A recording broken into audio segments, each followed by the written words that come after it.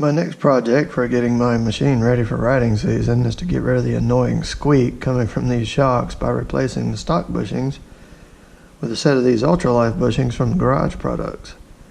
These are made from a tough, long-lasting, and self-lubricating material. I was given the name of this material, which I'm not at liberty to share, but I am familiar with it and I can vouch for its toughness.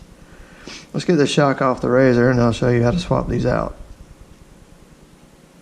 Removing the shocks is a pretty simple process. There's only 2 bolts that hold it on. I've already had these loose, but this is a 15mm socket on most RZRs. It fits this. Just take the nuts out and support the arm, pull the bolts out, and then just let this come down. It won't drop very far if it's completely assembled. Then on the top, there's another bolt right up in here, right up under this cross member. Goes right under the hood. Just take that bolt loose and get it out, and the shock comes right off. The factory bushings that come on these Fox shocks on the S-Series RZRs is not really all that great.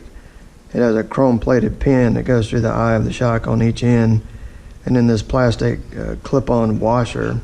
It feels like it's a material sort of like what they make the bushings for the A-arms out of. But this isn't really meant to come apart, and therefore you can't clean it and grease it, and it gets dry and it will begin to squeak something terrible. It's kind of loose, it's got some wear in it and play in it, as you can see. Now you can pry these off and possibly get them to snap back on if you did want to take apart and clean it. But when you pop it off, you will see some of the material of the ridge that holds it in place rip away and get torn. After you do that 2 or 3 more times, probably it won't refuse to stay on anymore.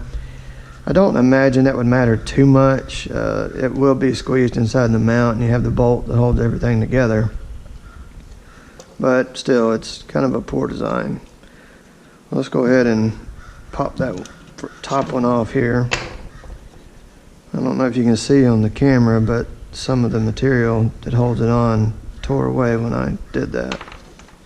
And you can push the pin right out the other side, as long as it's not seized up.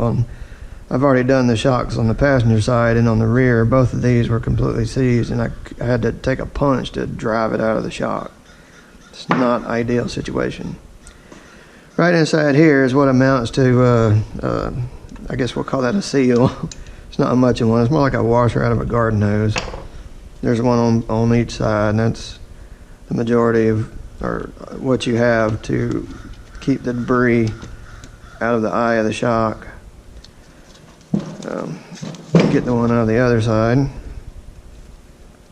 That's pretty much all you have to do. Just clean this out and we'll get ready to put the bushing in. Go ahead and remove this from the other end of the shock as well.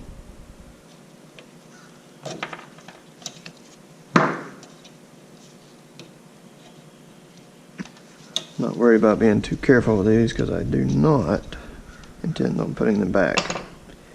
You see the crud in there? We've got to get all this cleaned up, and then we'll put in the Garage Products bushings. And before we install these into the shock, John from Garage Products recommends you just put a little bit of initial grease on this pin, and I'm going to put a little bit inside of each bushing as well, just to make sure everything has a good coating. If you see this bushing, you see how it's made. This center part goes inside the eye of the shock itself. This lip actually replaces that little red seal around the outside to help seal off the inside, keep things from getting too cruddy and too nasty in there. Now, I also want to point out that when I was working on my machine, I began pulling the shocks off and expected to find a heim joint inside of that eye that I could clean up and grease and put right back in. I was a little shocked to find what was actually in there. I called John at Garage Products and asked him about it, and he happened to have one of those shocks right there on hand and was preparing to make bushings for it, the first set. And when he made them, he sent them to me. So I have the very first set of bushings made for these shocks for these machines. So I'd like to give him thanks for getting that done. He made these things the very night that I called him and had them to me like 2 days later. So that's awesome. All right, putting these little bushings in, it's pretty relatively straightforward process. Put a little towel down here to protect everything from this metal table. Put the eye flat against the table and get the bushing in place, and take my rubber mallet here and tap it in.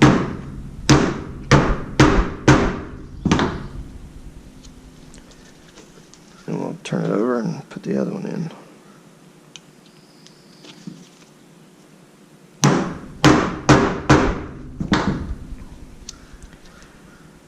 And take the pin, slide it in the hole, and tap it in.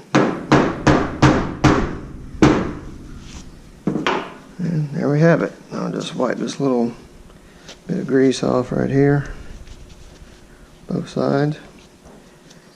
And we'll put the bushings and pins in the other side and install it back in the machine.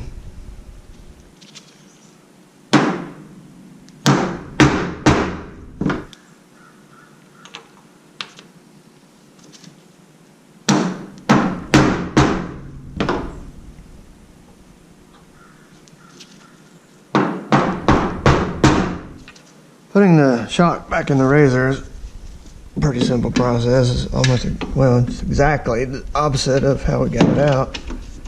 Just align it with the hole up there and put the bolt through. Pick up on the hub, the arm, whatever you want to call all this assembly here. Put the bolt through the bottom. It is attached. All you have to do is put the nuts on and run these up and tighten them to 42 foot-pounds on this model RZR. You might want to double check that and make sure yours is the same. It could be different. I know on the 800s, I think it's slightly different. On some of them it's 30, on some it's 38. But on this one, 42 foot-pounds.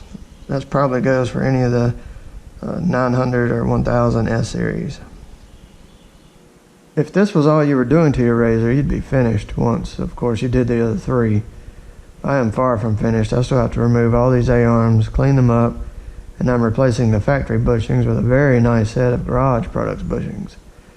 So to check those out and see how that's done, I will see you in the next video.